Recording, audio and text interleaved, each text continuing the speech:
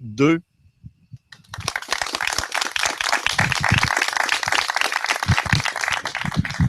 Bienvenue tout le monde à notre Vidéorandia, peut-être le dernier de l'année à l'extérieur. On est en plein été des Indiens, comme vous le voyez, été indien. C'est étrange qu'on appelle ça été indien quand on fait référence au Québec, parce que les Indiens, c'est des habitants de l'Inde. Hein? Les autres, on les appelle les Amérindiens ou Amérindiens ou, je sais pas, les Autochtones. Mais les Autochtones, ils vivent en autochtonie, puis nous autres, on est au Canada. Non, mais ceux qui ont des cellulaires, c'est des Autochtones. Les Autochtones avec les cellulaires, ouais, c'est ça. Alors oui, on est au Vidéorandia numéro 38 de la semaine du 27 septembre. Vous souvenez-vous, samedi, le 27, il faisait beau, il faisait chaud. On se passait en plein milieu de l'été. C'est formidable. Oui, vous avez vu au début, j'ai plusieurs invités.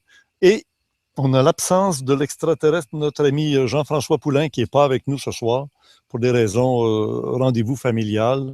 C'était un must qu'il soit avec ses amis, ces gens-là. Alors, il s'excuse de ne pas être ici ce soir. Je trouve ça dommage, Jean-François, qui peut-être nous écoute de là où il est, parce que c'est ce soir qu'on reçoit Victor. Roger Larivière, qui connaît bien le dossier des extraterrestres à l'époque de Washington, de Eisenhower. Comment il s'appelait l'extraterrestre qui avait visité? Valiantor. Ah, ok, parfait. Valiantor. Mais le vaisseau? Il s'appelait Victor One. Et là, ce soir, on a Victor 2, non? Ben, t'étais-tu vivant dans les années 50, 52? Non. Non, hein? Ah, alors donc, c'est toi le Victor 2. L'autre était là avant toi. Ça a l'air à ça. Ben oui. Ça va être peut-être mon frère. Oh, ouais, peut-être. Mais ça, c'était le nom du vaisseau. Toi, ton nom de famille, c'est quoi? Zaro. Ouh, extraterrestres. Oh là, lève-toi donc debout pour voir ça. Tu as l'air d'un grand blond, toi, là. Ben oui, hey, il est assez grand pour ça. Hein? Alors, t'es blond, t'as les yeux bleus. Ben oui. Ben oui. Hey, t'es un grand blond. Assoyons-nous. Ça fait à notre aise. Comment? À notre aise. À notre aise, absolument. Et c'est toi qui accompagne une belle jeune fille qui vient nous parler, elle, de quelque chose d'important, c'est la nature. Tu es d'accord? Absolument. La sauvegarde de la nature, oui. C'est quoi ton nom? Priscilla. Priscilla? Matt. Ah, phew. Là, ça fait plus terrestre, là. C'est la terrestre avec l'extraterrestre. C'est Ben ça. ouais. Ben, je reviens à vous un peu plus tard dans l'entrevue parce qu'on a un invité de renom international. Il s'appelle le docteur Luc Baudin. Vous avez peut-être entendu parler d'Ho'oponopono déjà? Ça vous dit quelque chose? Oui? Ah, bravo. Alors, monsieur a écrit un livre sur Ho'oponopono. Hein? Bonsoir. Docteur Luc Baudin, bienvenue à Ésotérisme expérimental. Merci, monsieur Glenn. Je suis très heureux d'être avec tous ces spectateurs, téléspectateurs. Je suis vraiment très heureux de partager cette soirée avec vous. C'est un honneur pour nous. Et vous savez qu'on est en direct là, présentement. Et ça veut dire que tout ce qui est dit est dit. Bien sûr. On ne peut pas censurer. Je comprends. Pas de problème. Et vous êtes aussi. C'est très bien d'ailleurs. C'est un bon challenge et je trouve que c'est une preuve d'honnêteté aussi. Oui. C'est vrai. Hein? Au lieu de faire bien, puis qu'après on enlève des phrases, puis des fois on les sort du contexte, on ne sait plus. Ouais, on s'y retrouve plus, non. Puis, puis on sent mieux les esprits, on sent mieux il y a plus de travail avec le cœur également. Oui, c'est ça. Vous êtes prêt à nous consacrer presque une heure? On commence, là, puis on continue jusqu'à 9h30. Pas de problème. Bravo. Bravo. Parce que vous êtes de passage au Québec pour une tournée de conférences d'ateliers. Oui, ateliers, conférences, stages, voilà. Donc c'est vrai que j'adore toujours venir au Québec et c'est quelque chose qui j'aime bien partager. J'aime bien le contact avec toutes les personnes qui sont ici. C'est un contact beaucoup plus naturel, beaucoup plus simple. Mais vous êtes déjà un grand voyageur. Vous avez visité presque toute la planète, hein, un peu partout. C'est vrai, j'adore voyager. C'était mon challenge juste à la fin de mes études de médecine. Je suis parti avec le sac à dos sur le dos pendant plus d'1 an. Voilà. Donc, et puis après, tous les ans, je voyage toujours à droite, à gauche et je continue. C'est quelque chose que j'adore et rencontrer justement les autres peuples, les autres coutumes. Et... Les autres façons de faire la médecine? Oui, aussi, les autres façons de faire la médecine. Mais avant même tout ça, ce que j'ai beaucoup appris justement avec mon tour du monde, c'est qu'en fait, tout le monde aspire à la même chose. Tout le monde aspire, en fin de compte, à avoir la paix. Tout le monde aspire à avoir un toit sur la tête, avoir de quoi manger et puis de vivre en harmonie avec sa famille. Et c'est donc tout ce qui va provoquer la je dirais, entre les individus et entre les peuples, c'est purement intellectuel, c'est purement artificiel, et c'est tout ce qui tente de nous diviser aujourd'hui, alors que les aspirations de chaque individu est vraiment l'unité, en fait. Êtes-vous confiant quant à l'avenir proche de ce qui se passe sur Terre avec les tensions internationales? Vous me parlez du très très proche, là, du très très proche. Donc, là... C'est vous qui le dites, là. Moi, je disais proche, mais vous considérez que c'est Non, plus proche qu'on peut penser. Pour moi, il y a à ce moment, si vous voulez, ce que je vois, c'est que il y a deux tendances qui arrivent en même temps. C'est que depuis plusieurs années, le niveau vibratoire de la Terre augmente. Donc, le niveau vibratoire augmentant, c'est qu'on va vers une humanité qui va être de plus en plus consciente. Et il y a justement un des éléments qu'on retrouve qui est rémanent, c'est que le premier exemple, c'est que la plupart des personnes aujourd'hui n'ont plus l'impression d'être français, canadiens, etc. On a plus l'impression d'appartenir à la Terre dans sa globalité. Donc ça, c'est déjà un des premiers symptômes de ça. Donc on va vers de plus en plus de conscience. Mais il y en a qui sont, je dirais, retardataires. Hein. Pour eux, là, c'est encore eux le centre du monde, leur croyance. Oui. Leur vérité, puis il faut qu'ils l'imposent aux autres. Puis... Oui, mais on se retrouve justement avec l'autre tendance qui est diamétralement opposée, qui va au contraire mettre les personnes dans la peur, dans l'angoisse, dans la crainte de la guerre, dans la crainte du chômage, dans la crainte de la crise, etc. De la maladie aussi, Ebola, là, présentement. Là, ouais. L'Ebola, qui est à la fois quelque chose qui... Bon, on peut en parler longtemps, mais c'est un peu comme la H1N1 en son temps. C'est vrai que c'est une maladie importante, et comme de par hasard, on nous sort du chapeau en même temps les traitements qui pourraient être à la fois naturels et qui à la fois... Bon, mais si vous voulez, c'est qu'on a deux tendances. On a la tendance vers l'évolution de l'humanité qui est très positive, et puis de l'autre côté, on nous tire vers le bas avec la peur, avec tout ça. Donc en fait, il y a un grand malaise dans l'ensemble de la population, parce qu'ils sont perdus entre les deux. Ils ne savent plus qui croire, et donc ça fait que les gens souffrent, en fait, et il faut vraiment les aider à y voir clair, en fait. Là, j'ai mis sur l'écran derrière nous votre livre qui est assez spectaculaire pour un docteur, un médecin. Là, vous êtes vraiment de l'ordre reconnu des médecins. Le titre, c'est « Projet Humana ». Et puis le sous-titre, c'est « L'impossible histoire de l'humanité ». Oui. Vous savez, on peut être médecin et avoir aussi une vie privée, je dirais, quelque part. On peut avoir... Oui. Ésotérique, vous savez. Ésotérique, ça veut dire de l'intérieur, hein, au lieu de... Mais l'ésotérisme aussi, c'est toute l'histoire cachée, c'est toutes les sciences cachées. Hein, donc, ça, c'est occulte. Ça, c'est l'occultisme. Oui. L'ésotérisme, éso, qui veut dire l'intérieur, exo, qui serait extérieur. Oui. Ça peut être caché, mais c'est là. Mais vous avez aussi aujourd'hui, c'est pour ça que l'époque est formidable, c'est que tout ce qui était caché, tout ce qui faisait partie des sociétés initiatiques autrefois, des sociétés secrètes après, maintenant sont à la portée de tous. On les retrouve dans les livres, on les retrouve dans les documents, on les retrouve partout. Donc c'est à la portée de tout le monde, c'est vraiment quelque chose de général. Et moi, j'ai toujours été passionné par tout ce qui était histoire mystérieuse dans l'humanité. Et j'ai repris un petit peu à mon compte l'histoire de Cocteau qui disait plus j'étudie l'histoire et plus je m'aperçois qu'elle est fausse, et plus j'étudie les mythes et plus je m'aperçois qu'ils sont vrais. Oh, monsieur, oui, hein. C'est bien dit, hein, Cocteau. Cocteau, oui. Et voilà. Et en plus, à l'époque, moi, je me rappelle, j'avais été visiter, j'avais fait, lors de mon voyage, j'avais fait un voyage en Union soviétique. À l'époque, c'était l'Union soviétique. Et en Union soviétique, ils distribuaient souvent des livres dits de propagande. Et dont un livre de propagande qui était un livre d'histoire, de l'histoire vue du côté soviétique. Alors bon, je l'ai pris, c'était écrit en français, c'était un livre donné aux touristes. Et donc, de propagande, il fallait bien. Hein? Bien sûr, mais quand je l'ai lu, eh bien, en fin de compte, je me suis aperçu que le livre était bien sûr de propagande, mais je me suis aperçu que l'histoire qu'on nous donnait aussi était aussi un livre de propagande. Et donc...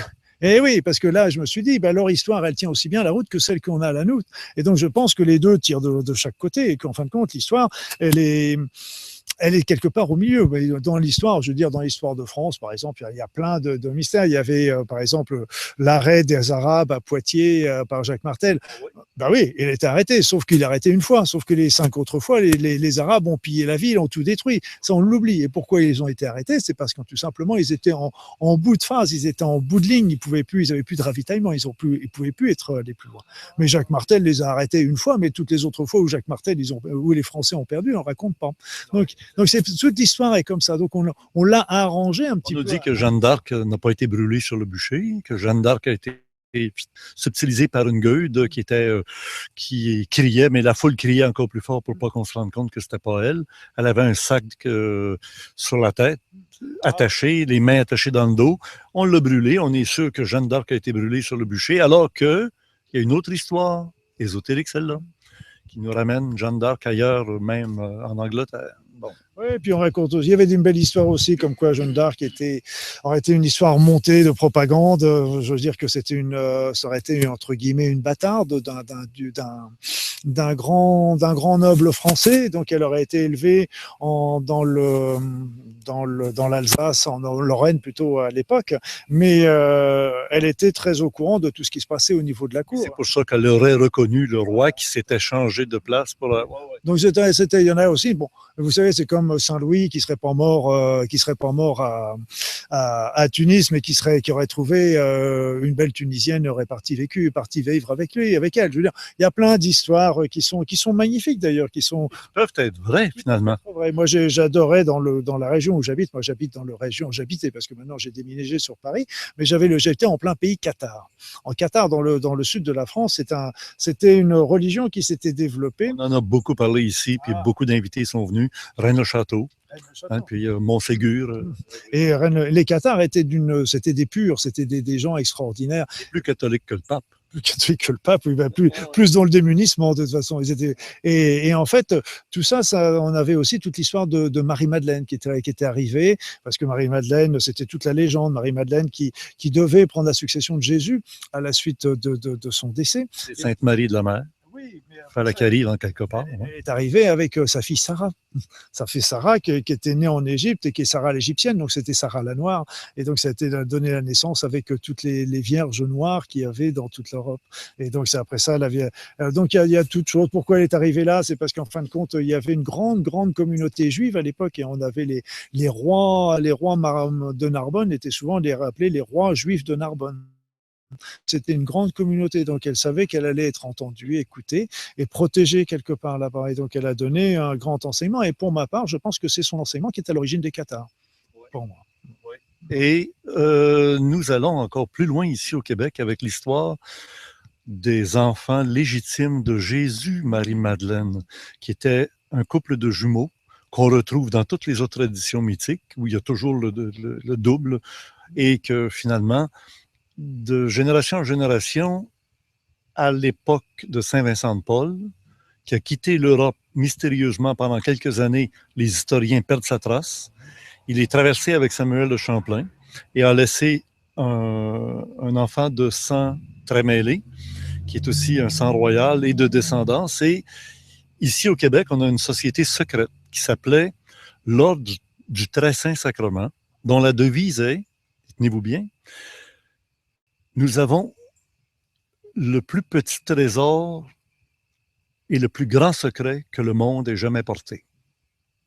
Descendance de Jésus et dont la royauté, dont le grand monarque devrait apparaître un jour. Et... Ouais, c'est ce qu'on raconte aussi avec Rennes-le-Château, parce que c'est l'abbé Saunière qui avait trouvé quelque chose dans le pilier de son église, dans le pilier de l'autel de son église, et on pense que c'était des parchemins, et on pense justement que c'était des parchemins qui prouvaient ce que vous êtes en train de dire, la descendance des rois mérovingiens, et donc qui l'a monnayé à prix d'or à Paris, donc c'était à l'église Saint-Sulpice, parce que l'église Saint-Sulpice, c'était le siège de la société secrète à l'époque.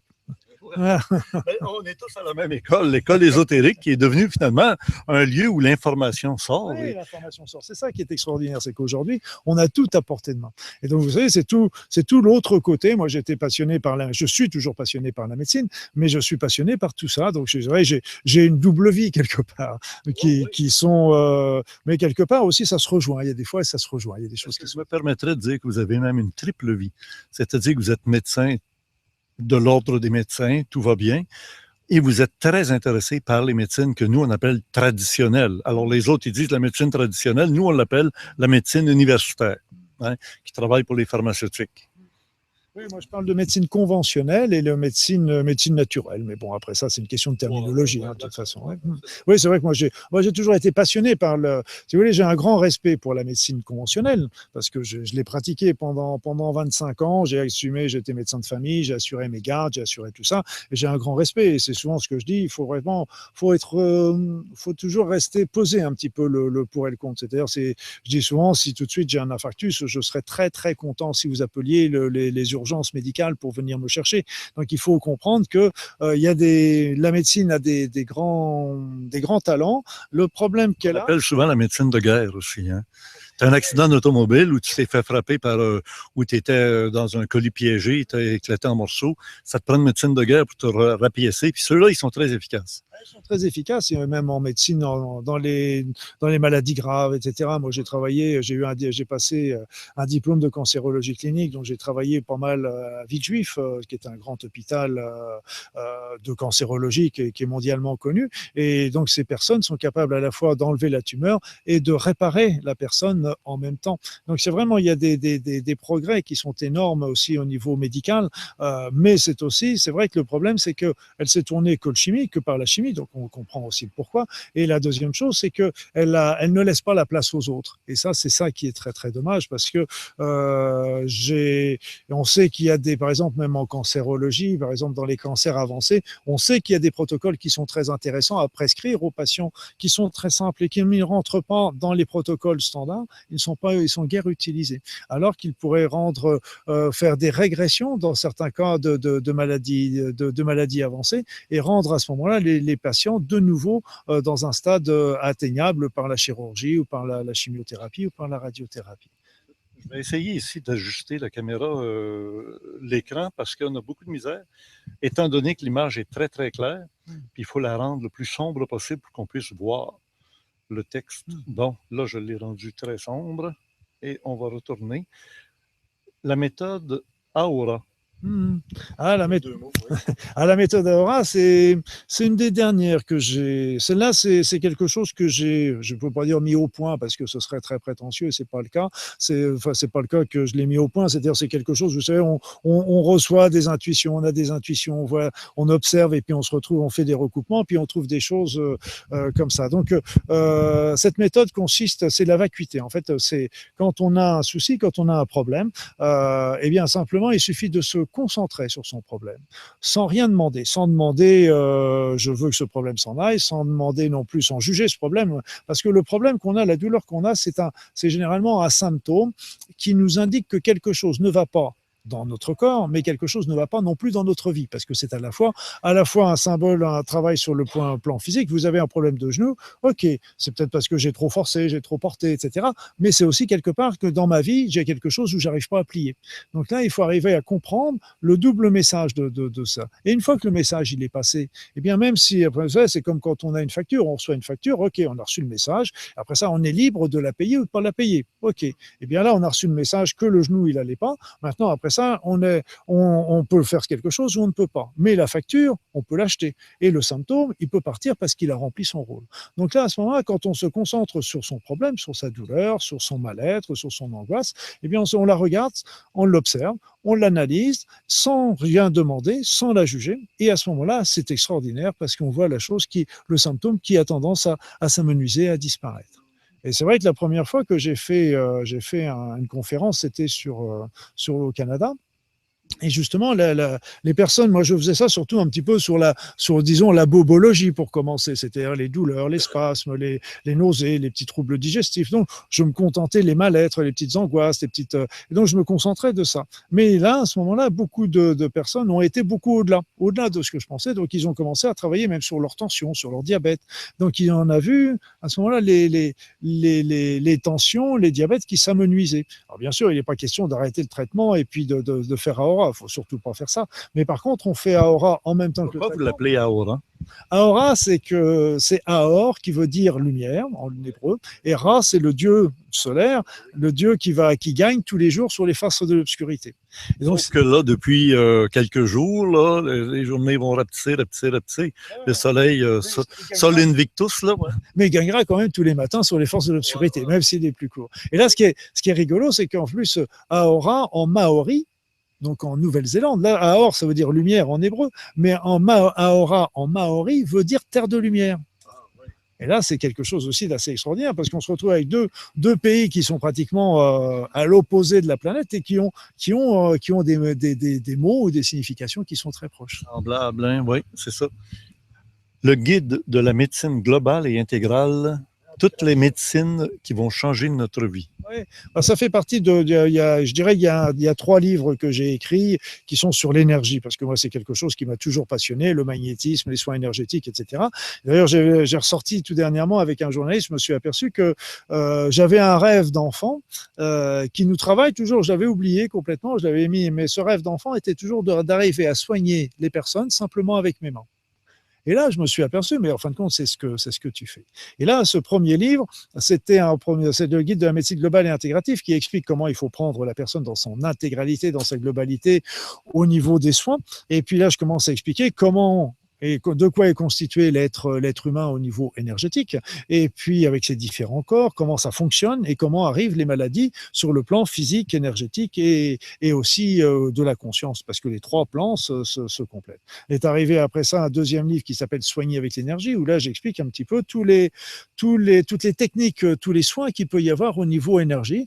C'est celui-ci, voilà. Et c'est cela, j'explique un petit peu tous les soins en partant du chamanisme, en partant de la médecine traditionnelle, les soins par la couleur, les soins par la musique. Donc, j'explique un petit peu tout ce qui existe au niveau des soins énergétiques.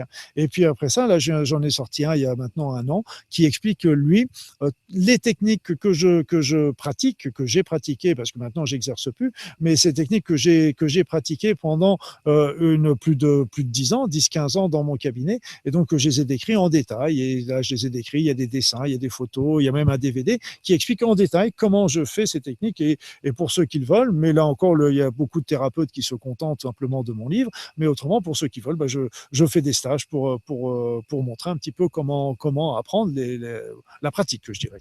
Vendredi prochain, à Québec, vous êtes avec nous. À l'Université Laval, au pavillon Vachon, de 7h30 à 11h30, mais de 7h30 à 8h30, 21h, ça va être votre tour, au début de la soirée, donc.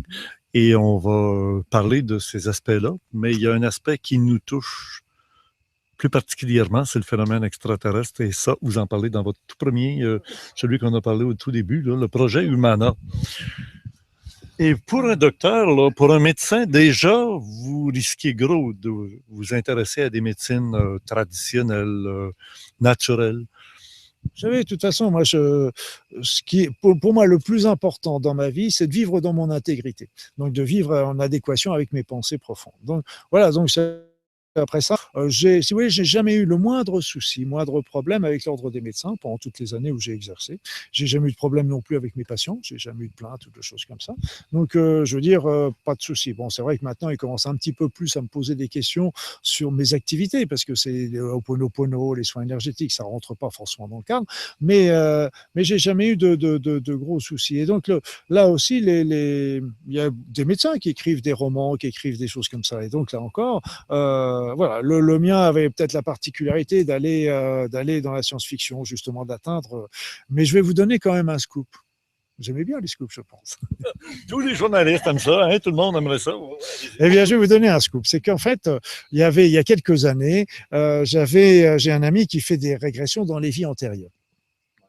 Il fait des régressions dans les vies antérieures et puis il me disait, Luc, tu viens quand tu veux, je te fais ça. Ok. Mais moi, j'ai mis 3 ans quand même à me décider à aller le faire parce que je ne le sentais pas, etc.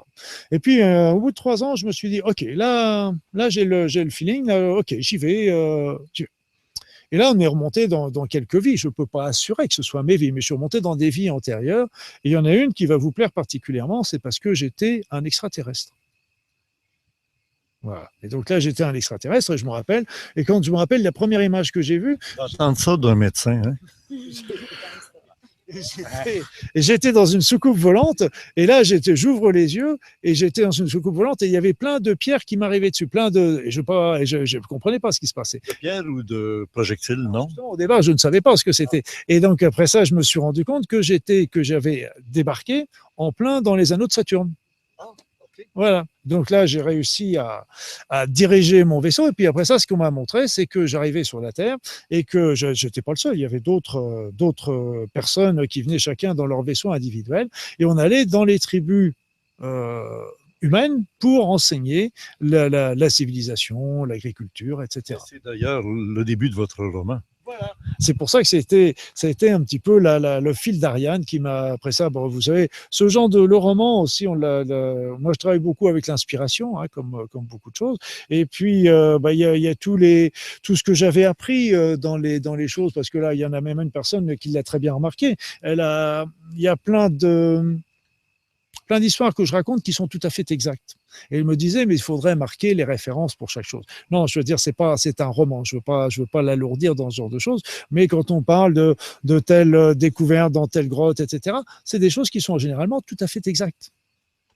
Ça fait partie de l'histoire interdite. Voilà. Et de toute façon, et en plus, le petit clin d'œil final, c'est que là, ça se termine dans une pyramide qui était dans l'Alaska, qui était une pyramide primaire, la première pyramide.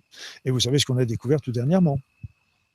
C'est la pyramide dont je parlais, on l'a découverte tout dernièrement sous la glace. Oui, effectivement, on la voit. D'ailleurs, vous savez qu'après notre entrevue qu'on fait ensemble, Gilles, qui est à la caméra, il s'appelle Gilles Surprenant, mais c'est son vrai nom. Hein?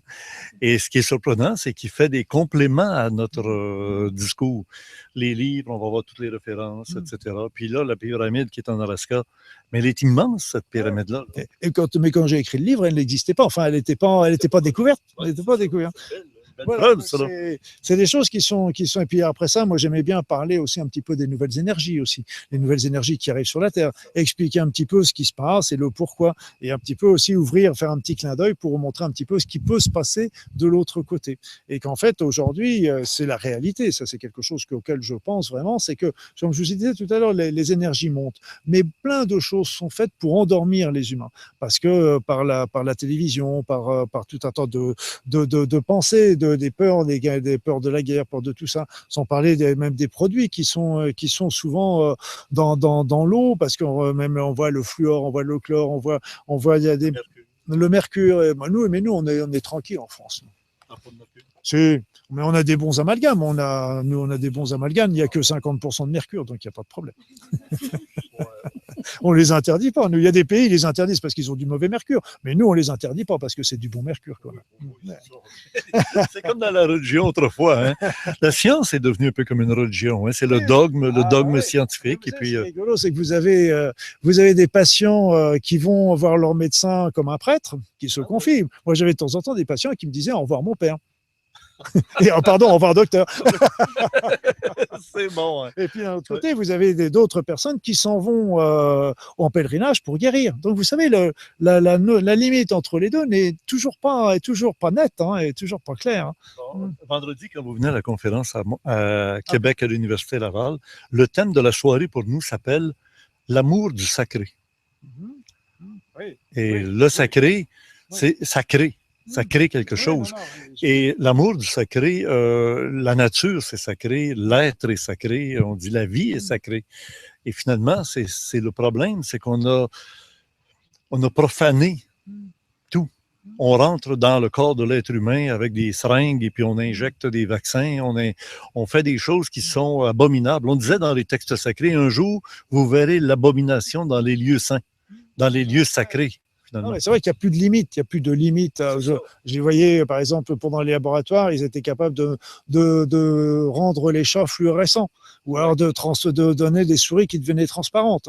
Alors je dis toujours en plaisantant, oui, bien sûr, mais enfin, ce sera bien sûr les chats fluorescents ont plus de mal à attraper les souris transparentes. Mais mis à part ça, c'est vraiment abominable quand on voit ça. Et c'était rigolo parce que c'était deux trucs que j'avais vus dans mon journal avec pratiquement 15 jours d'intervalle. Les souris, j'ai dit, mais il faut être complètement, je dirais, tordu pour faire des choses comme ça. Il faut être malade toi, pour faire des choses comme ça. Parce que, oui.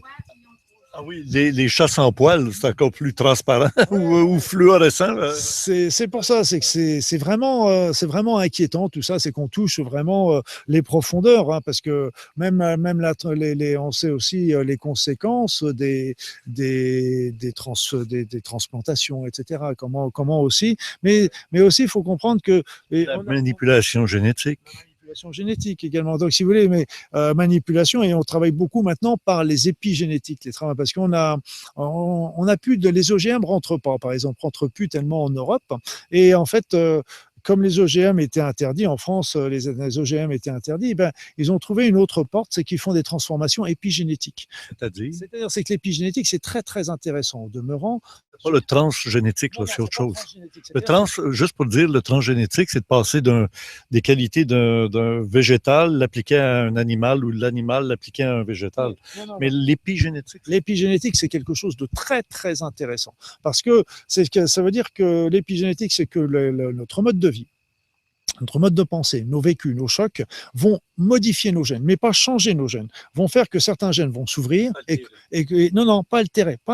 Ça va simplement changer l'expression des gènes. Ça va, si vous avez un mauvais mode de vie, vous allez ouvrir des gènes délétères qui vont vous conduire vers des maladies. Si vous changez de mode de vie, vous allez les fermer pour en ouvrir des positifs. Ça veut dire qu'on est aussi, on va pas être capable de les changer, mais on est capable de modifier l'expression des mauvais gènes pour améliorer les bons. On avait une expérience qui avait été faite en épigénétique sur c'est l'étude Géminal qu'on peut retrouver d'ailleurs sur Internet et qui était portée sur une trentaine d'hommes qui étaient suivis pour cancer de la prostate, pas du sein, cancer de prostate. Et donc on avait fait une étude et c'était dans cette étude, ils ne voulaient pas se faire opérer, ils ne voulaient pas suivre les protocoles habituels pour une raison qui n'est pas décrite.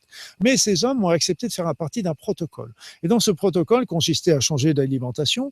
On leur donnait quelques nutriments, de vitamines, de choses comme ça.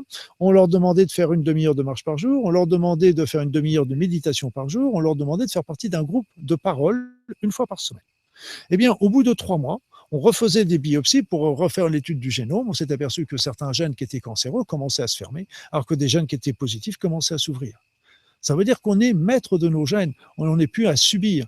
Et donc là, évidemment, au niveau épigénétique, ça c'est le côté positif, parce que d'un seul coup, vous avez un bon mode de vie, vous changez vos gènes de manière positive, et tout le temps. Par contre, on peut aussi travailler à l'inverse, si on a un mauvais mode de vie, si on tabac, des choses comme ça, on va ouvrir des gènes qui sont délétères.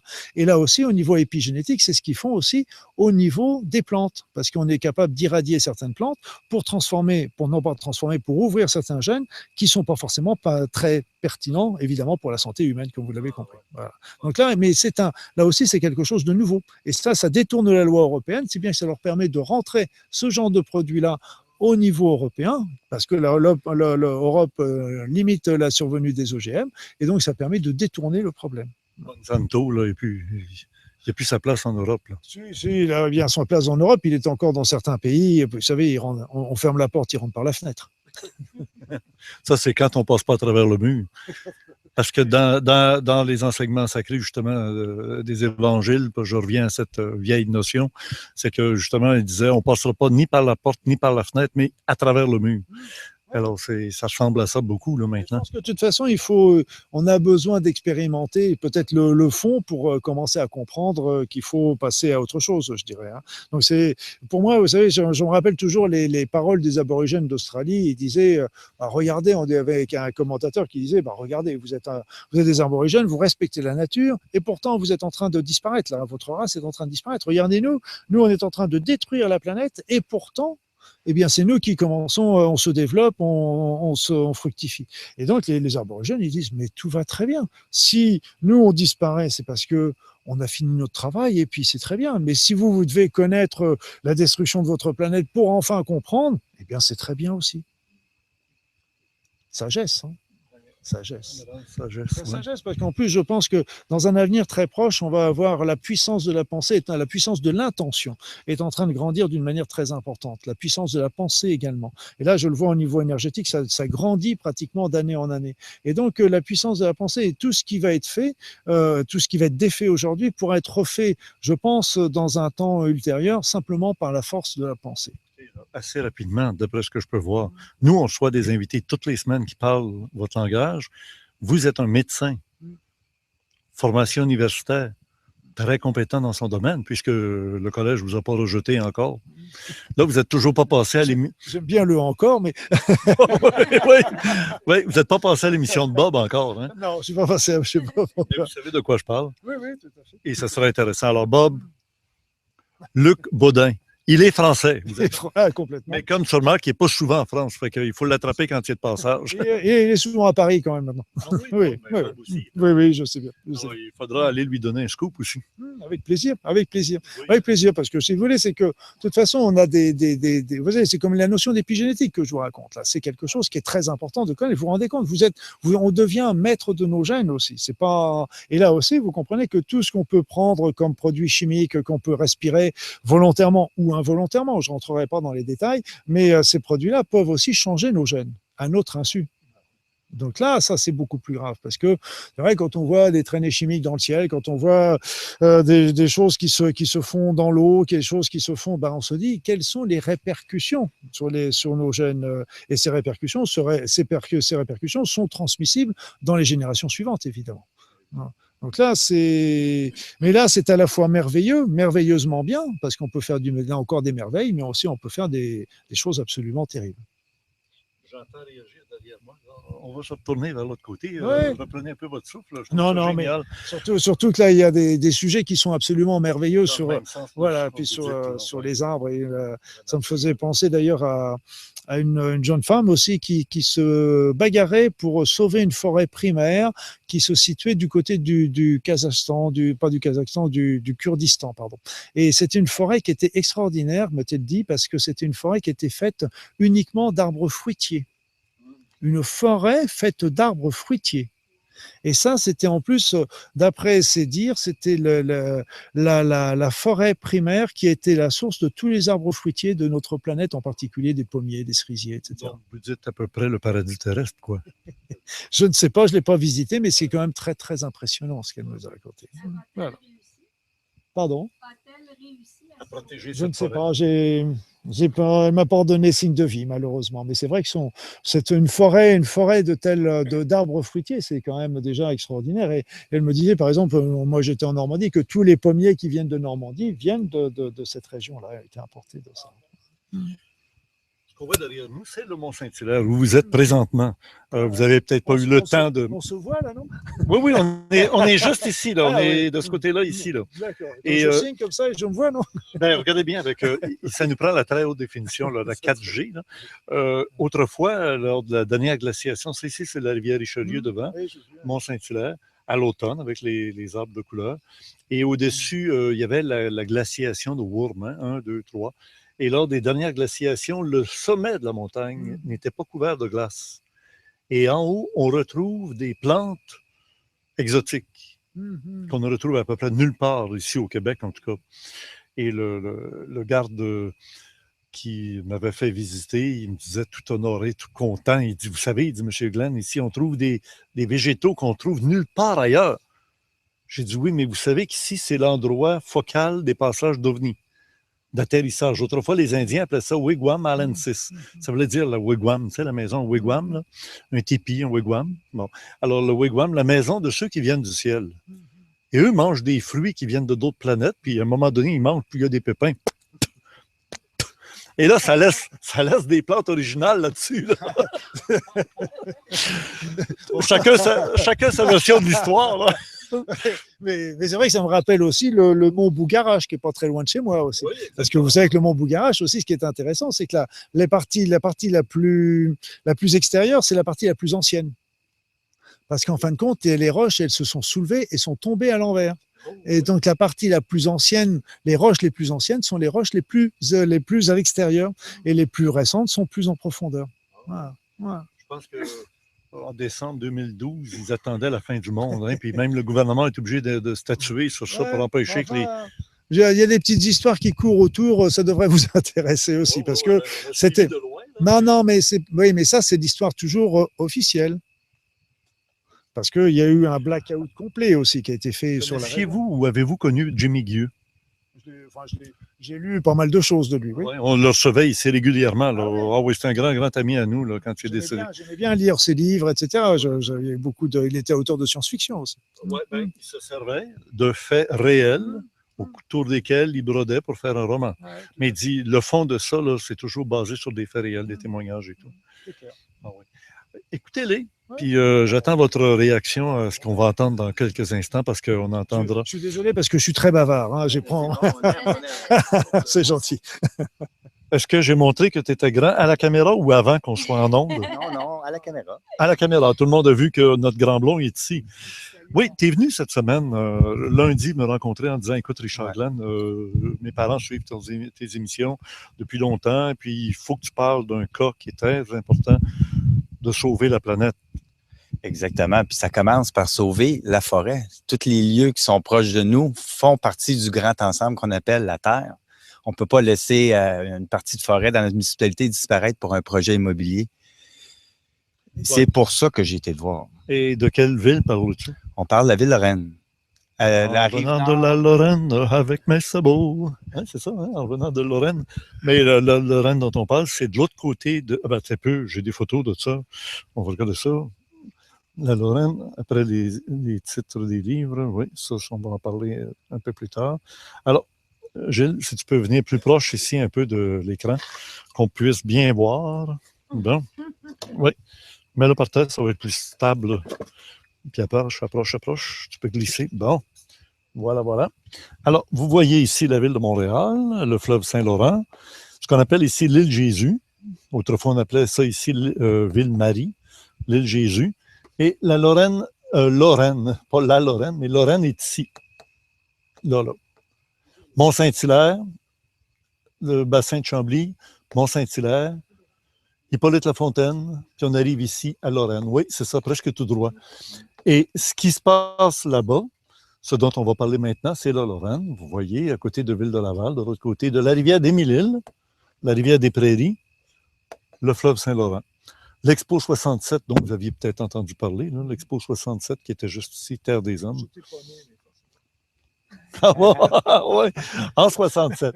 Et là, on voit qu'il y a un terrain de golf en plein dans le milieu de la ville, ce qui est très bon parce que finalement, c'est de la verdure, mais très peu parce que c'est des greens, comme on dit. Mais il n'y a pas beaucoup d'arbres autant qu'ici. Et ici, c'est la rivière d'Émile-Île. On voit qu'ici, il y a un beau terrain, plein d'arbres. Aussi, là, la grande île, la plus grande juste à côté. Oui, pour l'entrevue maintenant. Juste, Oui. La grande... Bientôt, attends un peu. Priscilla, hein? Oui. Bonjour. Priscilla Matt, si je me souviens bien. Exactement. Très, très terrestre. OK. Très terrestre. Alors, extraterrestre, mais extraterrestre. Oui. Alors là, on va parler de justement ce qui te préoccupe beaucoup, parce que c'est toi qui es à la tête, ou en tout cas, tu es une des porte-paroles de ça? Dans le fond, là, c'est arrivé tout simplement par hasard. Là. Je me suis pas auto-proclamée porte-parole, là, mais je crois que l'énergie ou tout ce que j'ai fait comme démarche fait en sorte que je suis comme devenue porte-parole, en fait. Là. Oui. Donc, pour sauver le domaine GART, mais en même temps, il faut comprendre que c'est un problème, comme qu'il disait tantôt, c'est partout. C'est sûr que moi, c'est à côté de chez moi, mais je m'intéresse à plein d'autres endroits. Puis dans le fond, c'est partout, on devrait s'intéresser aux endroits qui sont proches de nous parce que tout est intrinsèque, hein, en fin de compte. Donc, le domaine... Tu demeures pas loin de là. Je demeure pas loin de là, absolument. À quelques 2 coins de rue, je pense. Oui, pratiquement. Puis, en fait, le domaine GART se trouve à être, première des choses, un lieu humide avec des marécages et tout ça, mais c'est aussi un lieu patrimonial. Alors, attends. Oui. Si on peut suivre les diapos, là, je vais te montrer ici. Ah oui, Geneviève a suggéré de... C'est surtout toi que je regarde. Oui, OK. Alors, regarde, la flèche ici montre cet endroit qui est patrimonial, qui est très vert.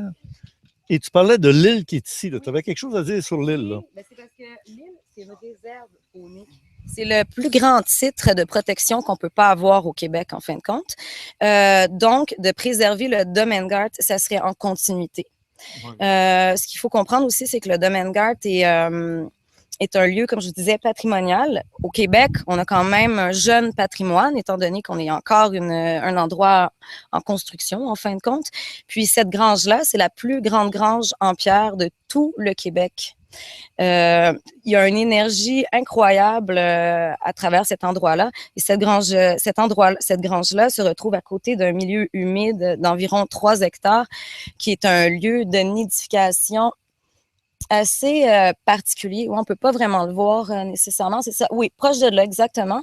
Il y a de la belle lumière qui vient de là. Hein? C'est incroyable. Puis il y a beaucoup de tortues, beaucoup d'oiseaux assez rares, beaucoup d'espèces de plantes. D'ailleurs, il faut comprendre que c'est aussi un paysage humanisé, ce qui veut dire qu'à travers le temps, la dame qui a eu cette maison en deuxième, parce qu'il y a eu 2 familles importantes, la dernière famille importante, cette dame adorait la nature, les plantes et tout ça. Et c'était une femme très moderne. Elle faisait venir des plantes de d'autres pays pour intégrer dans l'endroit. C'est elle qui s'appelle Garth? Oui, elle, c'était Madame Garth. C'était une femme très spéciale aussi. Elle faisait des soirées assez particulières. Elle adorait les arts. Et son jardin est encore là, partout, avec plein de plantes médicinales. Il y a des plantes que les premières espèces qui sont arrivées au Québec, c'est elle qui les a amenées, puis sont encore là. Donc, c'est magnifique. Malheureusement, comme les humains sont les humains, et ils veulent construire un projet immobilier sur cet endroit, qui est, selon moi, un bien collectif. Il y a plein de sentiers et c'est un endroit totalement inapproprié pour un immeuble de 6 étages. On voit que de l'autre côté de la rue, là, Oui. là il y a la maison, le domaine Garth qui est tout ici. C'est là-bas que va être construit cette espèce de gros gratte-ciel. En face, il y a déjà des condos. Là. Oui, malheureusement, c'était un autre marécage. Parce que l'endroit à Lorraine, on a beaucoup d'eau de source. C'est hallucinant. On a même une grotte, personne ne la connaît en fait. Puis on peut boire l'eau, elle sort des roches, elle est vraiment bonne. J'aurai une anecdote à raconter là-dessus aussi plus tard. Puis donc, ce marécage-là que je vous parlais avant était aussi alimenté par l'autre marécage où est-ce que maintenant il y a les immeubles. Donc, il a déjà diminué. Et en construisant l'immeuble, en fin de compte, on va se ramasser avec un rabattement de la nappe phréatique. C'est malheureux parce que les gens qui pensent seulement à l'argent, eux, ça les inquiète aucunement. Je comprends. Ils disent que ça ne touchera pas les milieux humides. Comment un humain intelligent qui me dit dans des rapports que la nappe phréatique va être rabattue peut me dire que le marécage va être... Il y en a d'autres. Ils vont dire, oui, mais il y en a plein d'autres. Mais justement, dans notre région, il n'y en a plus beaucoup. Exactement. Il n'y en a plus beaucoup, mais on est rendu, je crois qu'il reste seulement 2%. Là, je parle dans ma petite région, là, la Rive-Nord. Je pense qu'il nous reste seulement 2% des milieux humides, surtout à cause de la ville de Laval et tout ça. On le voit là ici, c'est très peu ici. Là. C'est tout habité, ça. Là. C'est toutes des rues. Là. Oui. Puis il y a des arbres, évidemment, à travers ça, mais des milieux humides. Parce que quand on voit l'eau, on s'aperçoit qu'il y a une zone qui devient comme une espèce de... Tu appelles ça la... Tu sais, c'est ici, là. Oui, exactement. Puis, inondable, oui. C'est ça. Mais ils vont donc, construire d'ailleurs sur cette zone-là. C'est ça. C'est ridicule, là. Puis, comme on faut toujours parler aux humains en termes d'argent, souvent, ce qu'il faut faire comprendre aux gens aussi souvent, moi, je vais dire souvent, il y a des gens, c'est incroyable, quand on leur parle des milieux humides, mais ils s'en foutent carrément. Ils n'en ont rien à foutre, eux, des milieux humides ou de la nature. Alors, dans ce temps-là, je leur parle d'argent. Il y a des villes maintenant dans le monde qui reproduisent des milieux humides parce que leur usine d'épuration ne fonctionne plus. Ils dépensent des milliards de dollars pour filtrer l'eau naturellement parce que des milieux humides, c'est un filtre naturel. Donc, automatiquement, quand on détruit un milieu humide, on parle. Moi, je m'en fous de l'argent, parle en termes d'argent, mais pour les dirigeants des villes, il faut comprendre qu'un jour, ils vont être obligés de les reconstruire. Parce que sinon, ça va coûter des fortunes complètement pour refaire d'autres usines d'épuration. Tu as quand même un lien sur Internet où les gens peuvent signer une pétition. Absolument. Et ça va bon train. Parce qu'il paraît que ça prenait 500 noms, puis vous êtes rendu à plus de 1000. Ah oui, mais par Internet, on a beaucoup de signatures à la main. Là. Les gens demandaient des feuilles et tout ça. J'ai un lien aussi électronique. Sur ce lien-là, on en a beaucoup moins. Oui. Donne-le lentement. Gilles va nous écouter, puis il va le prendre en note, puis il va le mettre sur le complément surprenant qui suit notre vidéo rendu. Parfait. Le lien, l'adresse électronique exacte, je ne la connais pas au complet. Non, je l'ai avec moi, mais par contre, je vais lui donner le lien. Oui, je l'ai ici. Par contre. Tu le donneras à Gilles. Oui, c'est ça. Par je vais papier, Gilles, mais je vais quand même donner le nom du site où est-ce qu'on peut aller signer. Parfait, ben oui. Parce qu'il y a une page Facebook, en fin de compte, qui s'appelle Sauvegarde du domaine Garth. Sur cette page-là, bien entendu, vous pouvez signer la pétition. Vous pouvez venir voir des photos, des reportages. Ça fait quand même 2 ans qu'il y a ce site-là. On peut voir aussi des photos de découvertes archéologiques, plein de trucs qui se sont trouvés à cet endroit-là. Donc, si vous voulez vous renseigner, Oui. Oh, c'est même un site archéologique. Absolument. Puis, D'ailleurs, Victor nous disait qu'il y avait même une caverne. La grotte, ouais. ouais. Une grotte, une Ouais. grotte. Ouais, une caverne des Anglais, finalement, où ils mettaient leurs munitions. Puis c'est directement dans le golfe. Ouais. Je ne sais pas quel numéro trop, mais plus Le proche. golfe, là, la guerre du golfe, on a connu ça. Là. Ça, c'est un autre golfe. C'est le golfe. Tu sais d'où ça vient, le mot golfe? Vous savez ça, lui? Gentlemen only, ladies forbidden. Exactement. Gentlemen only. Ladies forbidden. Il faut le faire. J'ai l'adresse avec moi aussi, mais je la trouve un peu longue. Fait que ce que je Ouais. vais dire aux gens pour commencer, puis après, je donnerai l'adresse. On peut aller aussi sur le site de l'Assemblée nationale et puis dans l'onglet « Exprimez-vous », vous cliquez là-dessus, « Signer pétition électronique ». Par contre, il faut écrire « Sauvegarde du domaine GART ». Puis là, on arrive à la pétition électronique. Garde, t'écris ça comment? G-A-R-T-H. Et puis, cette pétition-là, par contre, va prendre fin très bientôt. Électronique, c'est le 2 octobre. Parce que nous, non, mais on est pressé dans le temps. On a besoin de faire signer la pétition le plus rapidement possible. Et la pétition, comme je me plais à le dire, elle n'est pas contre rien. Elle est pour. En fait, ce qu'on demande en ce moment, c'est une réfection d'urgence de la grange, parce que c'est la seule demande qu'on peut avoir qui va être sûrement accordée en ce moment. Parce que la grange, il faut le dire, est en très mauvais état aussi. Donc, on va demander au ministère la réfection immédiate de la grange. Est-ce qu'elle est répertoriée? Absolument. Elle est classée depuis 1975. Elle se retrouve sur une aire de protection depuis 1978. Le marécage est répertorié par Canard illimité, par le ministère du Développement durable. Ils passent outre tout ça pour Absolument. faire leur... moi, j'appelle ça l'aquarium parce que quand Victor m'a montré la photo du condo, là, 5 étages, là, c'est carrément de la vitre, de la vitre, de la vitre, de la vitre. Ça a l'air un aquarium. Ils veulent attraper des poissons. Ouais. tu sais. Pas une image de l'aquarium, non? OK, parce que vraiment. Gilles va le mettre parce Ok, qu'en ok, allant sur parfait. le site, on va tout voir ça. Oui. C'est vraiment un aquarium. Il Puis passe. ça ne fonctionne pas avec l'environnement, autant que la grange, que la route, que la forêt, il n'y a rien à voir. C'est un aquarium. Ah ouais, ça a vraiment l'air de ça. Ça prend des poissons dedans.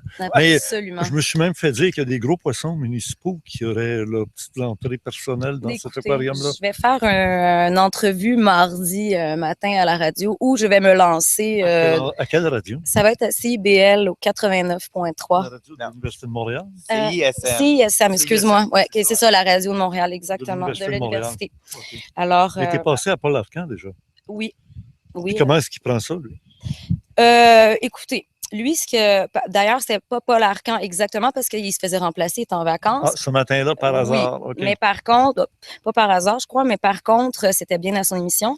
Je peux vous dire que le journaliste, en fin de compte, celui qui animait, je me souviens pas de son nom, je suis désolée, a quand même, on dit pas son opinion, mais a quand même poussé la note en demandant que le maire aurait dû demander un référendum, aurait dû se renseigner auprès de ses citoyens. Et puis, il a vraiment insisté. Il a demandé au maire, êtes-vous prêt à... Le maire, c'est non. D'ailleurs, avec le maire, on a beaucoup de difficultés juste à trouver des renseignements, juste à faire des demandes d'accès à l'information très simples. Oui, absolument. D'ailleurs... Répète ça, là, parce que Geneviève est pas mal loin pour parler. là. Oui. Tu disais qu'il y avait... D'ailleurs, là, les gens qu'on sonde, nous, en faisant du porte-à-porte et autres, là, j'ai pas fait un sondage exhaustif sur toute la population. Par contre, 90% des gens à qui je parle à Lorraine sont totalement contre ce projet-là.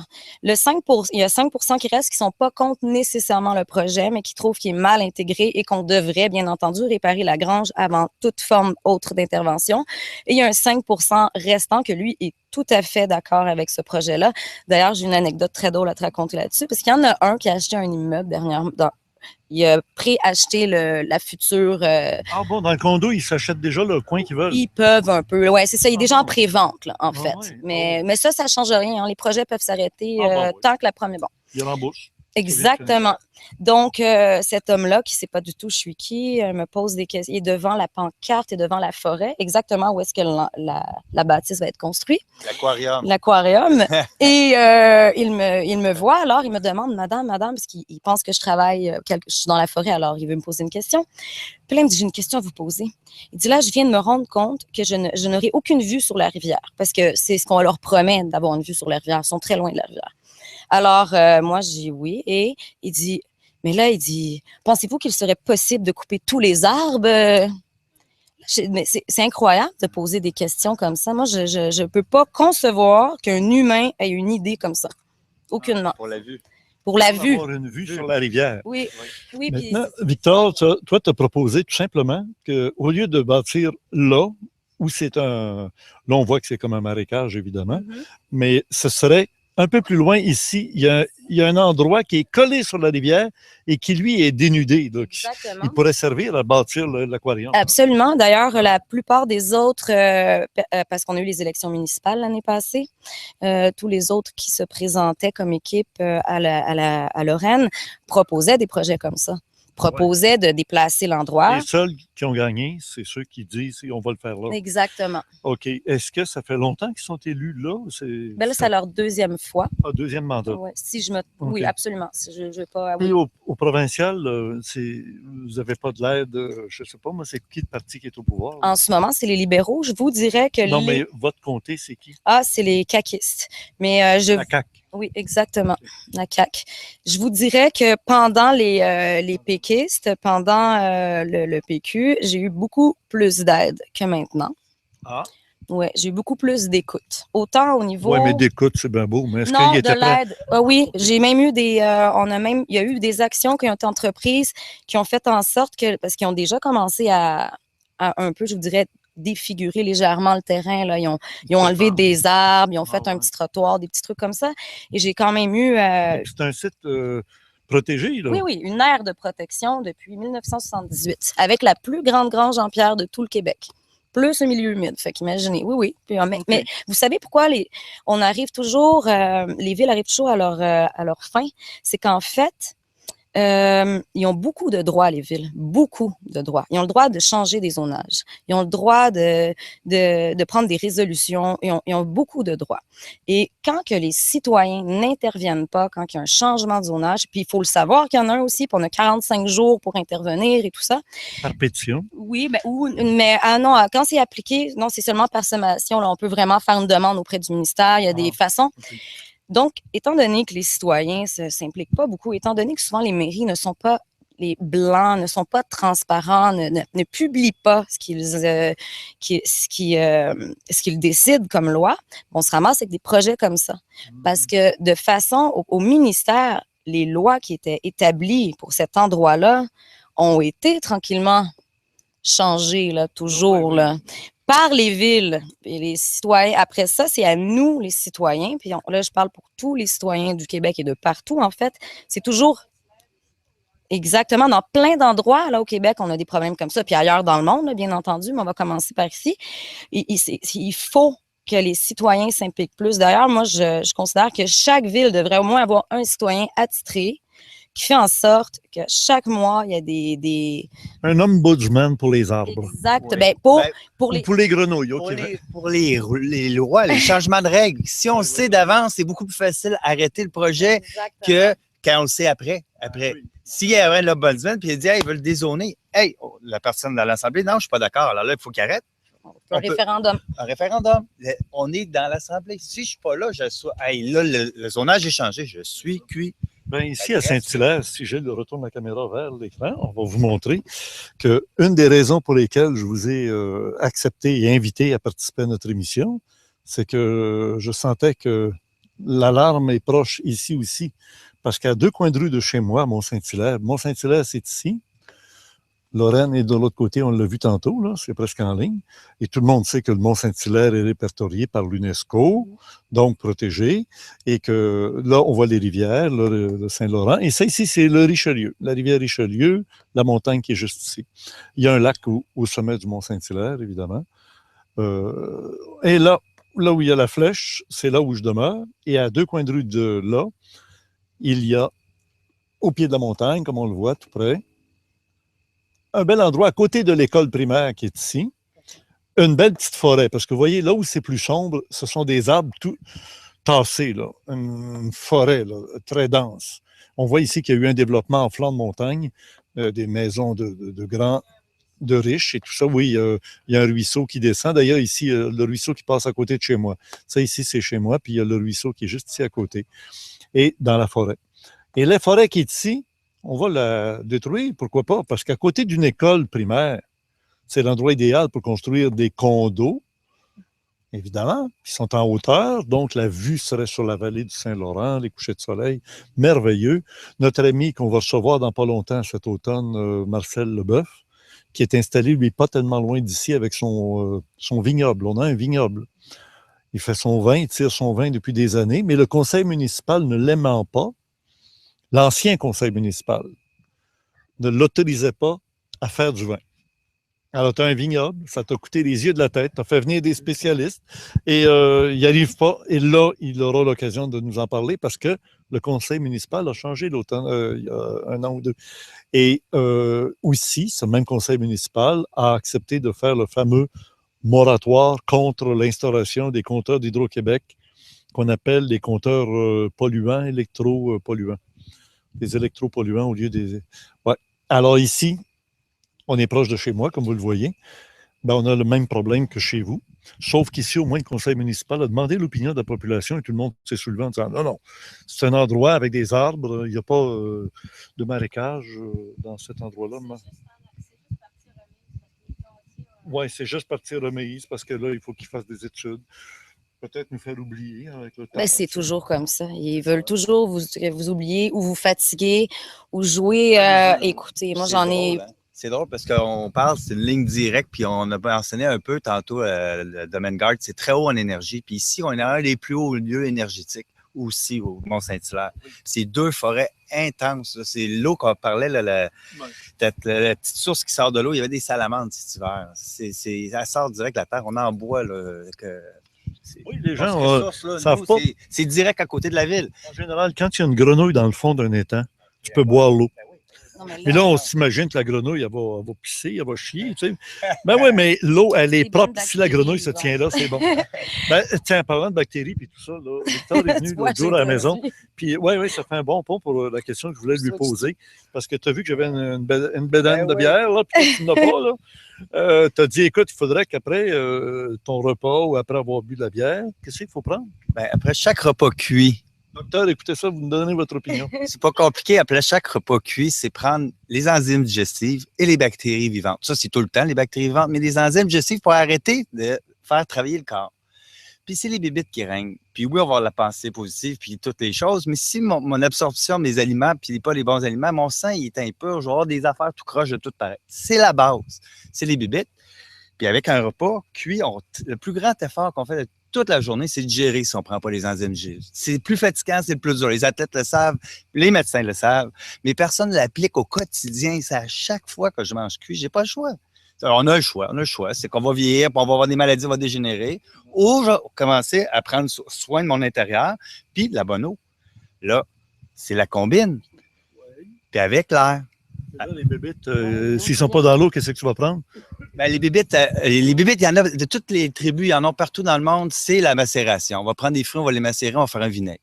C'est qu'importe où ce qu'on va aller dans sa planète, il y en a. Ça fait des enzymes. Ça fait les enzymes, c'est ça. La base est là. Puis les bébites dans le vinaigre. Tu m'as donné une recette carrément. Tu m'as dit, prends tel type de... De vinaigre de cidre de pomme non pasteurisé, non filtré, bio, au Québec. On en a. Mais prends ça lentement, s'il vous plaît.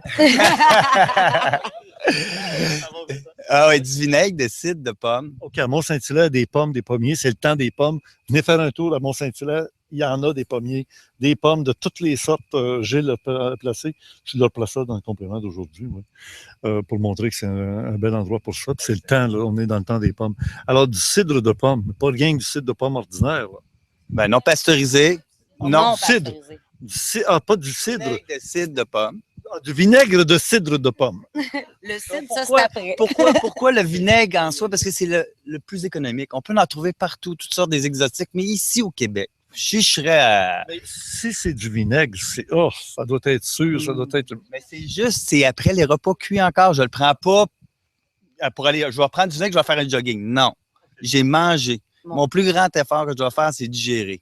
Je vais l'aider qui est plein d'enzymes digestives, plein de minéraux, beaucoup de potassium. Je ne vais pas prendre un verre plein. Je vais en prendre, si j'ai pris un repas trop copieux, j'en prends plus. On le sent. Je ne peux pas dire pour vous, c'est quoi. Pour moi, j'aime ça maintenant. Même si tu as bu du vin, ça dérange. Moi, ça ne dérange pas parce que le vin, c'est beaucoup de sucre. Alors, on a besoin de beaucoup plus de potassium. Puis, il y a beaucoup de minéraux en plus. Des bulles, c'est vivant, c'est plein, c'est incroyable le Alors, vinaigre. répète la formule une dernière fois. Après, je vais demander au docteur de nous dire ce qu'il en pense. Puis, Mais il y a alors, juste ouais. une chose parce que tu disais tantôt, ça doit être acide ou tout ça. Ouais. Pour les gens, là, rajouter juste dans l'eau, tout simplement. Comme si on mettrait un peu de citron dans notre eau. Ouais, Non, mais ok. c'est très bon. Personnellement, c'est Ouais. très bon. Puis Moi, pour j'adore. les enfants, on va aller un peu plus loin parce que les enfants, c'est sûr que le vinaigre, c'est rough un peu, mais on peut mettre toujours un peu de miel non pasteurisé. Toujours le non pasteurisé, on veut les bébites. Un peu du miel non pasteurisé, on en trouve où? Partout. C'est marqué non pasteurisé, tu vas à l'épicerie, t'en as. Mais t'es mieux encore prendre bio de région éloignée. Pourquoi? Parce qu'on veut la pureté, toujours. Mais on a un prix pour ça. Mais au moins, les bébites, on part toujours. Alors, donc, ton vinaigre de cidre de pomme, Oui, jamais. non pasteurisé et non homogénéisé, ou je sais pas. Non pasteurisé, non filtré. Non, Bio. bio. Ah ouais, les sources organiques, toujours. Je retourne le micro au docteur pour nous demander. La recette des enfants. Ah oui, la fenêtre. C'est le miel. 1 pour 1 avec le vinaigre, on brasse avec notre doigt, il va bien s'unir. On rajoute de l'eau, il va le boire. C'est un jus, c'est délicieux. Mais étant adulte, on a besoin de moins de sucre. On aime mieux quoi? Ben, le vin, le meilleur des sucres. OK. Alors, docteur, avez-vous une opinion en nutrition par rapport à ça, là, le vinaigre de cidre de pomme? Je connais le vinaigre de cidre tout court, les vertus du vinaigre de cidre tout court, qui est du vinaigre de pomme d'ailleurs. Mais et donc C'est bon, ce qu'il et dit? c'est bon, tout à fait. Il y a beaucoup d'utilisation en France de ce vinaigre et beaucoup d'utilisateurs avec beaucoup de vertus. C'est vrai que je ne suis pas un spécialiste du vinaigre de cidre parce que je ne l'ai pas franchement utilisé, mais j'ai beaucoup d'amis, médecins, naturopathes, etc., qui l'utilisent tout à fait et qui le conseillent tout à fait régulièrement. Et il est vrai que au moment de la digestion, on a besoin les enzymes pancréatiques qui marchent et les bactéries qui vont assurer aussi la digestion. Donc c'est vrai que normalement on a ce qu'il faut. Normalement, on a ce qu'il faut. Le problème est que notre flore intestinale est évidemment très détruite. Simplement, il suffit de boire de l'eau chlorée, vous détruisez votre flore intestinale. Donc, a priori, c'est un des gros problèmes de santé actuellement, c'est que la flore intestinale est détruite par les antibiotiques, par les anti-inflammatoires, par même les traitements hormonaux. Donc, la flore intestinale est détruite. À ce moment-là, ça fait que la muqueuse se détruit à son tour. Et ça veut dire qu'après ça, les intestins deviennent hyper perméables et laissent passer à ce moment-là les toxines, les polluants, tous les métaux lourds, tous les produits qui auraient dû être arrêtés. Donc, les enzymes, normalement, c'est vrai qu'on doit en avoir les quantités adéquates. Mais c'est vrai que j'ai moi-même travaillé pas mal. J'ai un livre que j'ai écrit qui s'appelle Les miracles de la bromélaïne. La bromélaïne qui est une enzyme. Là, sur Internet. Il est sur Internet aussi. Oui, parce qu'on avait presque tous les autres. Là. Mais il y était, c'est un des derniers. Et justement, le miracle de la bromélaïne, on peut utiliser la bromélaïne qui est une enzyme naturelle tirée de la tige de l'ananas. On peut l'utiliser justement quand les insuffisances pancréatiques pour améliorer la digestion. Donc ça aussi, les enzymes sont efficaces. Et on a aussi beaucoup de vertus sur la bromélaïne qui vont agir. Mais là, il faut la prendre plus en dehors des repas. Parce que si on la prend pendant les repas, cette bromélaïne va être utilisée pour la digestion, justement ça va faciliter la digestion. Mais par contre, elle ne va plus passer dans le sang, donc elle ne va pas avoir les vertus thérapeutiques qu'on peut avoir. Donc si on veut avoir des vertus thérapeutiques, il faut la prendre entre les repas. Et une des vertus, alors moi, vous savez, j'ai écrit pas mal de livres et on devient un petit peu feignant. On se dit quand même, la bromélaïne, c'est un produit absolument merveilleux. Il va bien y avoir quelqu'un qui va l'écrire. Donc il n'y avait personne qui l'écrivait. Donc j'ai fini par l'écrire. D'autant plus, ce qui m'a poussé, c'est qu'il y a eu des chercheurs australiens qui ont prouvé, parce qu'on le savait déjà, mais on a eu la preuve, que la bromélaïne avait aussi des actions contre le cancer. Donc ça a des actions aussi contre toutes les formations surnuméraires, ça agit comme un anti-inflammatoire naturel, ça agit comme un antalgique naturel, ça relance l'immunité, ça potentialise l'effet des antibiotiques, si bien qu'on a même des antibiotiques, des germes qui sont polyrésistants aux antibiotiques, et si on donne les antibiotiques avec la bromélaïne, eh bien là on peut avoir une action contre le germe. Et donc, ça peut être très intéressant, en particulier contre les maladies nosocomiales. Donc, donc c'est un produit c'est pour ça que je l'ai écrit, parce que c'est vrai que moi, je me dirige un petit peu plus maintenant sur l'évolution, aider un petit peu les personnes sur l'évolution personnelle avec Ho'oponopono, la méthode Ahura, les soins énergétiques. Mais Ho'oponopono, c'est quoi ça?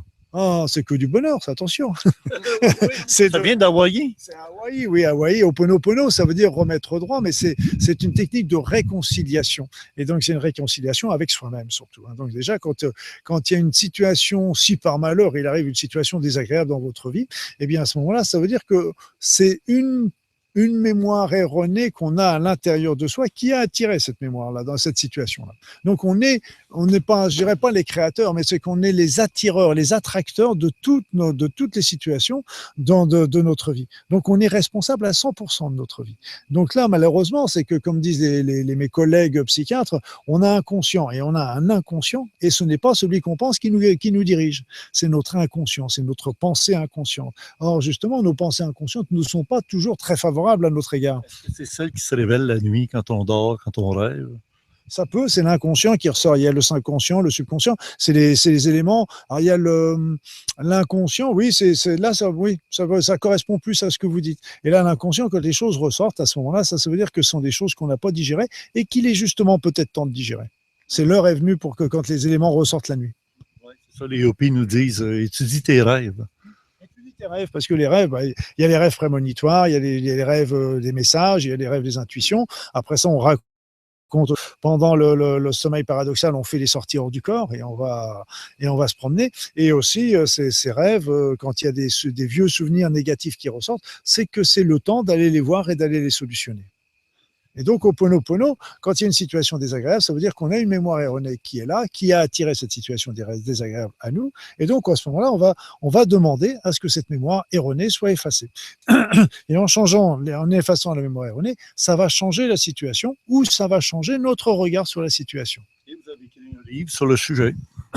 Oui, j'ai été passionné par Ho'oponopono parce que juste à ce moment-là, j'étais en train d'étudier la physique quantique. Je lisais les livres sur la physique quantique qui nous disaient dans notre pensée crée dans la matière. Elle crée notre vie. Et d'un autre côté, les physiciens, les psychiatres disent que c'est notre inconscient qui nous dirige. Et je lis Ho'oponopono et Ho'oponopono faisait la synthèse des deux. J'ai dit, bingo, c'est vraiment très intelligent. Je vais essayer ce truc-là. Et j'ai vu le résultat. Et donc, quand on voit le résultat, c'est pas un traitement, c'est une philosophie de vie. Mais d'un autre côté, c'est une philosophie de vie qui nous change la vie et qui est toujours un amour pour soi. Et on peut pas aimer les autres si on commence pas par s'aimer soi-même.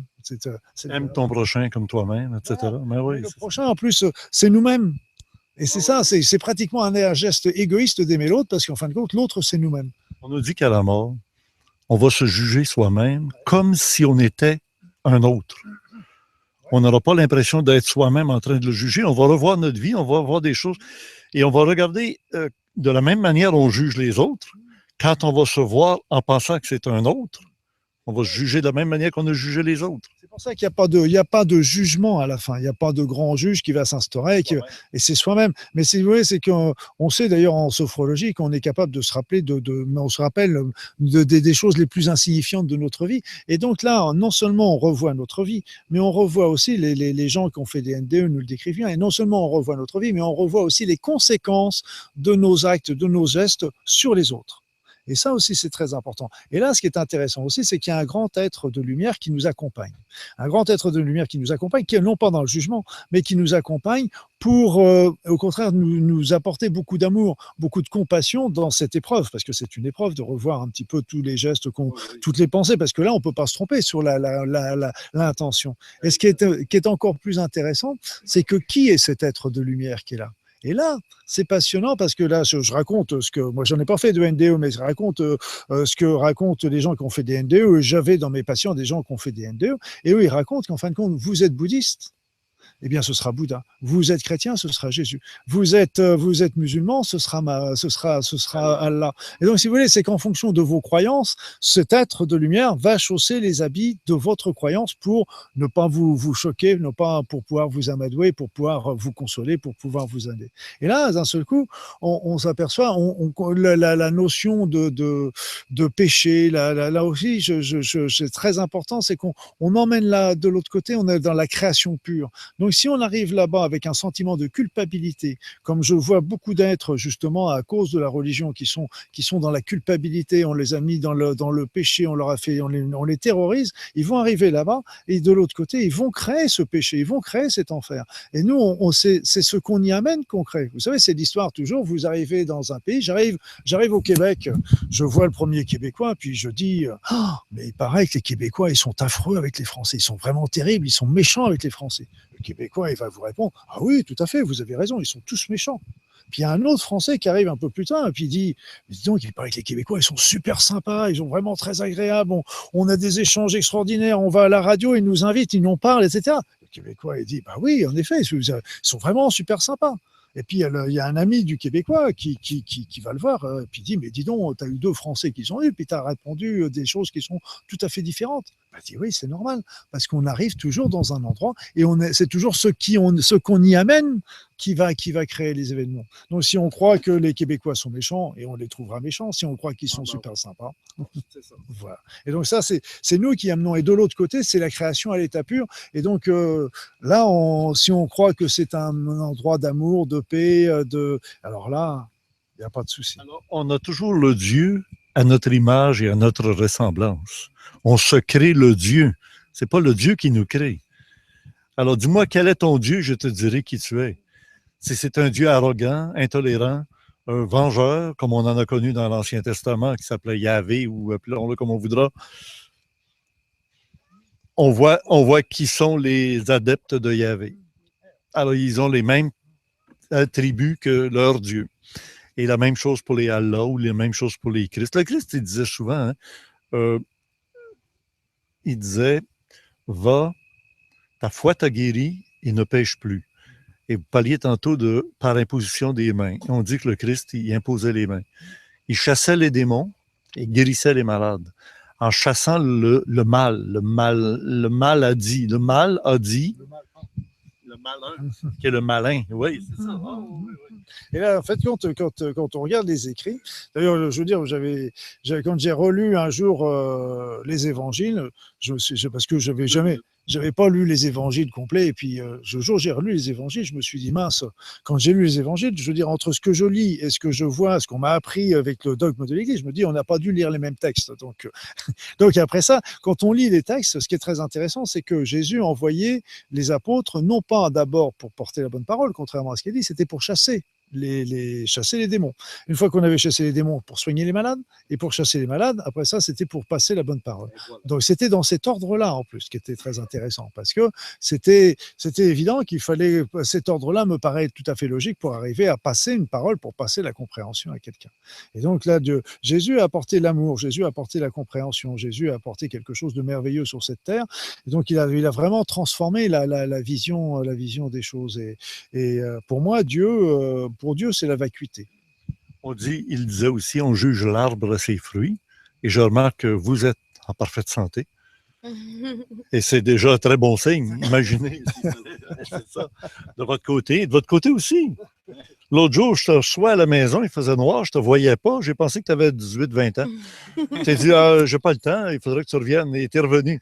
Tu as vécu même une expérience avec un patron là, au téléphone qui te passait une interview en disant, mon jeune, là, il va falloir que tu fasses tes classes parce que je ne prends pas n'importe qui. Puis, quelle expérience que tu as? Tu te souviens, il te l'a compté? Oui, il me l'a compté. J'ai compté, c'est sûr. J'étais à ma nouvelle job, aiguisage CN.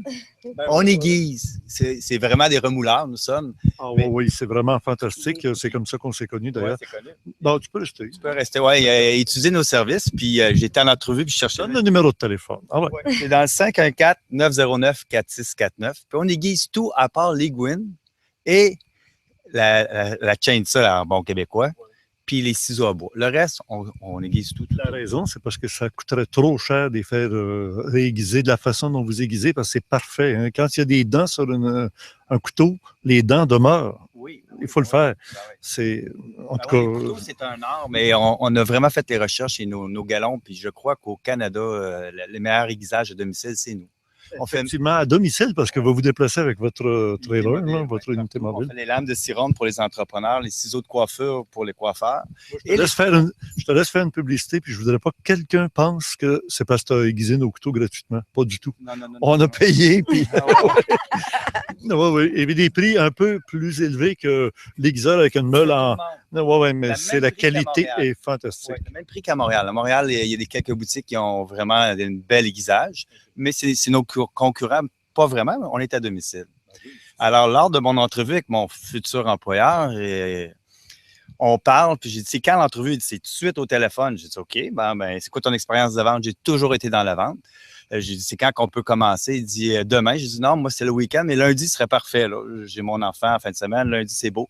Il dit, en passant, t'as quel âge? J'ai 52. Puis il dit, 52? Excuse-moi, monsieur, je pensais que tu étais un gamin. Juge l'arbre ses fruits. On voit bien que tu es en santé. Excellent, ça, c'est formidable. Ben, merci beaucoup, Victor. Zaro. Bon retour dans les étoiles. Et puis, intéressant. oui, merci Priscilla aussi. Merci à toi, beaucoup, merci beaucoup. Ben, j'espère que tout le monde comprend que c'est ésotérique de se dire enfin, maintenant, la planète entière, les gens s'éveillent, la conscience s'ouvre et on fait un seul vaisseau spatial, la Terre. Hein? On n'y échappe pas. La pétition, peut-être on ne l'a pas dit, mais est ouverte à tous les Québécois. Elle est à l'Assemblée nationale. Ce n'est pas seulement les gens de Ville-Lorraine. C'est vraiment important que tout le monde Même puisse... pour vous, j'ai le papier aujourd'hui, si ça vous tente de signer avec les feuilles. Oui, Absolument. c'est bon. Oui, puis juste pour ajouter, dans le fond, dans la vie, tout a un peu l'effet papillon. Hein? Donc, si quelque chose se détruit à quelque part, ça a des répercussions sur toi, sur moi. Et inversement, si on fait des bonnes choses, ça a des répercussions sur toi, sur moi. Oui, Exactement. Et là, je voulais pas vous faire perdre de crédibilité dans le Vidéorandia numéro 38 qu'on vient d'enregistrer en vous faisant parler de vos témoignages du phénomène extraterrestre. Mais si on garde ça pour après, là, quand on va éteindre les spots, puis après la petite pause qu'on fait après l'enregistrement, parce qu'on a des choses à se dire. Puis vous aussi, docteur, c'est sûr que j'aurais voulu vous demander est-ce que vous avez été contacté? Non, mais ce que je veux dire, c'est quelle est votre opinion sur réellement le phénomène extraterrestre, non seulement par la réincarnation ou la régression? Avez-vous eu d'autres formes d'impression? Vous savez, de toute façon, il y a une histoire déjà mathématique. Je veux dire, quand je vois des titres de journaux qui posent la question est-ce que la vie extraterrestre existe quelque part dans l'univers, je veux dire que c'est d'une prétention d'imaginer que nous sommes les seuls êtres vivants dans l'univers. Je veux dire, c'est une bêtise pour moi. La formule Drake, un mathématicien qui avait dit que si on comptait tellement, finalement, ça finissait par des milliards de possibilités de civilisation en éliminant le maximum. Là. Exactement. Ça faisait encore des milliards et des milliards de civilisations. C'est mathématiquement obligatoire. Quand ils disent, ben oui, mais ils viennent de bien trop loin, ça se peut pas. Proxima du Centaure, à quelques années-lumière de la Terre, ils peuvent pas venir nous visiter. Là. Ça se fait pas. Non, mais c'est vrai que les Indiens d'Amérique, les Amérindiens, comme on dit, ne pouvaient pas imaginer qu'un jour on pourrait traverser l'Atlantique en l'espace de quelques heures. Ça, c'est une évidence. 6 heures en Concorde. Voilà. Et donc, si vous voulez, c'est qu'on est en plus, vous savez, c'est au niveau des voyages, vous savez, vous prenez une feuille de papier, vous mettez 2 points. Et 2 points, bah, évidemment, quand ces 2 points-là sont extrêmement éloignés, mais on est capable aussi au niveau du temps de le plier. Et donc, d'un seul coup, ces 2 points deviennent non plus très éloignés, mais viennent l'un contre l'autre. Et quelque part, on est capable aussi, grâce à ça, de faire des voyages c'est des effets tunnels, comme on l'appelle quelque part, c'est qu'on s'aperçoit On a reçu Jean-Pierre Petit, vous devez connaître sûrement. Il est venu ici avec les jumeaux, les humites là, de la planète Humo. Ouais. Un peu ses écrits qui étaient intéressants. Malheureusement, j'ai pas eu le temps de tout lire, mais j'étais intéressant même par rapport, moi je m'intéressais du côté médical, et il y avait des visions qui étaient intéressantes et pertinentes par rapport à ça. Et bon, j'ai pas eu le temps de pousser trop loin, mais je ne dis pas que je vais pas le refaire, un de ces 4. J'ai toujours ces écrits et qui sont très intéressants. Il passe des fois chez Bob. Jean-Pierre Petit. Oui, et ça va être votre tour bientôt, je suis sûr, après votre passage ici. Et puis d'ailleurs, il organise une fin de semaine à Rennes-le-Château, que vous avez sans doute visité. Et vous savez que l'enquêteur du Vatican à Rennes-le-Château, c'était Roncalli, Pacello Roncalli, qui était un évêque de campagne. Mais à l'époque, il n'était même pas évêque. Là. À l'époque, là, il était simple étudiant. Ouais. Puis ils l'ont envoyé comme enquêteur à Rennes-le-Château et il est devenu le pape Jean XXIII. D'accord. Ah ouais. Moi, je connaissais. Parce que lui a découvert ce que Saunière avait découvert. Il l'a compris, il a su, il est sorti de là et il a provoqué le Concile Vatican II pour la communauté de toutes les religions, de toutes les marches spirituelles sur la terre, religieuses, et n'en faire qu'une. C'était ça, là, le projet de Concile Vatican II. Le Concile écuménique. C'était pas le dernier des grands maîtres. Jean XXIII, c'était le... Du prieuré de Sion, là, c'est toute une autre histoire. Ça, aussi, oui, avec Planteur. Vous connaissez l'histoire de Planteur. Puis, oui. Là, oui, c'est autre chose. Hein? Oui, c'est autre chose, mais tout se rejoint quand même à un niveau quelconque. Hein, oui. Des fois, à l'extérieur, des choses qui semblent un peu abracadabrantes, mais quand on va en profondeur, on se rend compte que oui, il y a quelque chose quand même. Oui, il y a jamais des petites histoires qui sont très intéressantes. Et bon, après, il faut faire la part. Il faut garder toujours un esprit critique, mais l'esprit critique doit marcher dans les deux sens. C'est-à-dire qu'il faut se dire, OK, je jette pas, je garde dans un petit coin, et puis après ça, il y a des petites histoires qu'on raconte et qu'on commence à refaire des recoupements avec d'autres, et là, on commence à voir des histoires qui se complètent. Mais il va avoir de la matière pour le complément. Hein? Il dit, il n'est pas couché, non. Lui, il fait ça la nuit après l'enregistrement, là. Là, il va rentrer, il va compléter tout ce qu'on vient de se dire dans le complément surprenant, ne pas manquer à chaque semaine. Là, c'était la rencontre au Mont-Saint-Hilaire, bien évidemment. Oui, le Vidéorandia numéro 38, lors de l'été des Indiens, l'été indien. Ça, c'était, comment il s'appelait déjà, celui qui avait fait une belle chanson? Oui, Joe Dassin. Joe Dassin. Ça prenait quelqu'un de l'extérieur pour se rendre compte qu'il manquait une chanson au Québec. Même pas... Félix Leclerc aurait pensé à ça. Hein? Souvent, c'est avec les yeux d'autrui qu'on se découvre, en fin de compte. Ouais, c'est vrai.